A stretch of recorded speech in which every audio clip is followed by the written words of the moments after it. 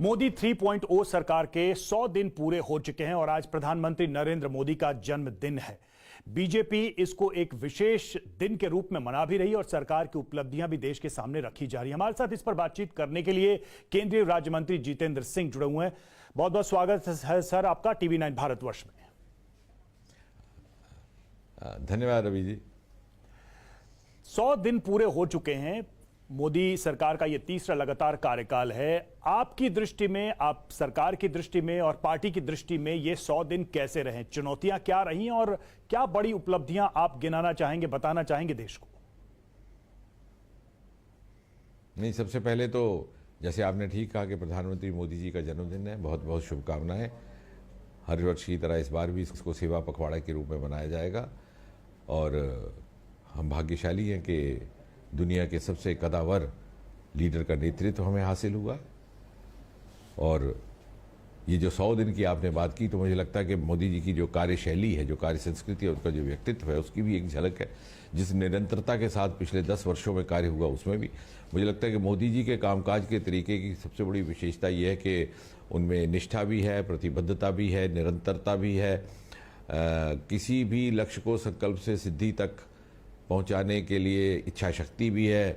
गुजरे वक्त के साथ जो परंपराएं अपना औचित्य खोने लगी हों, उनको त्याग करके नवीनतम विकल्प अपनाने की क्षमता भी है। जैसे हमने पिछले 10 वर्ष में देखा कि स्पेस सेक्टर को किस तरह से मुक्त कर दिया गया पुरानी बंदिशों से, और उसी को लेकर के इन 100 वर्षों में भी आपको झलक मिलेगी 5 साल के कार्यकाल की और फिर आने वाले वर्षों में विकसित भारत की यात्रा की।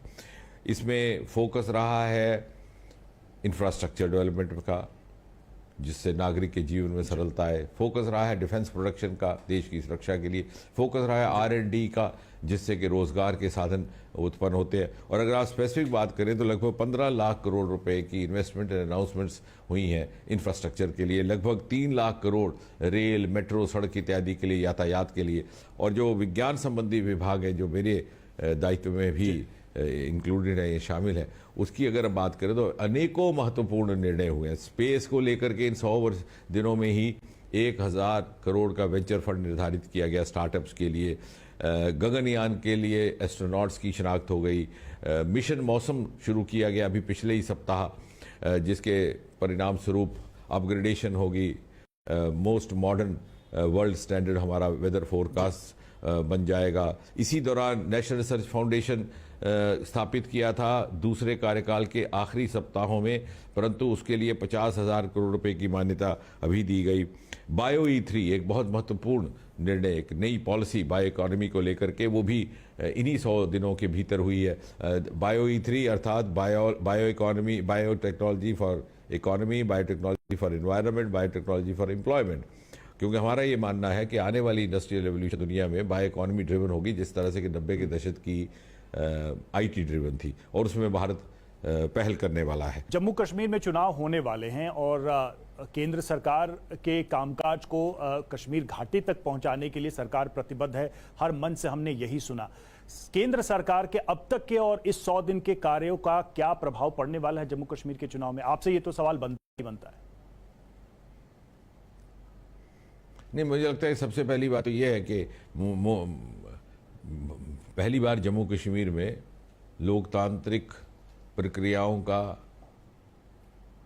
मुख्य धारा में शामिल होना हम देख रहे हैं। क्योंकि वो ज़माना था कि 8-10% मतदान होता था, ना कोई उम्मीदवार था और ना कोई मतदाता था। और आरंभिक ऐसे भी दशक गुजरे कि रिटर्निंग ऑफिसर ही सारे पेपर रिजेक्ट कर देता और सत्ताधारी पार्टी के प्रत्याशी को अनकंटेस्टेड MLA डिक्लेयर कर देता। आज देखिए भारी संख्या में लोग ऐसे कैंडिडेट भी हैं, और मतदान के लिए जहां DDC में 70-80% मतदान हुआ, हाल ही में हुए लोकसभा चुनाव में लगभग 60%, उतना ही जितना राष्ट्रीय औसतन था। और ये जो लोकतांत्रिक आकांक्षाओं का उजागर होना है, ये भी मोदी जी के ही कार्यकाल में उनके द्वारा संभव हो सका, उनकी नीतियों के कारण। जो surgeon of the democratic aspiration, दोनों की, वोट डालने वाले की भी और वोट मांगने वाले की भी। अच्छा जितेंद्र जी, एक आखिरी प्रश्न, जो 2 कार्यकाल पिछले रहे हैं मोदी सरकार के और ये जो अभी चल रहा है, इसमें क्या बड़ा परिवर्तन आप महसूस करते हैं? मतलब कामकाज के लिहाज से, परफॉर्मेंस के लिहाज से, आगे की जो रणनीति है या अप्रोच है उसके लिहाज से, क्या बेटर व्यू आप रखना चाहेंगे देश के सामने, जनता के सामने, दर्शकों के सामने?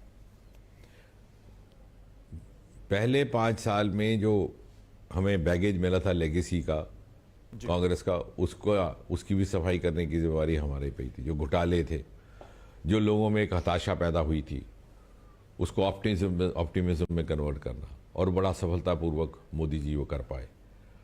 और जो नए इनिशिएटिव लिए, उनका कंसोलिडेशन दूसरे कार्यकाल में हुआ, और अब तीसरी कार्यकाल में एक बड़ी लंबी छलांग लगाने का वक्त आया है। हम फ्रजाइल 5 से फर्स्ट 5 में आए।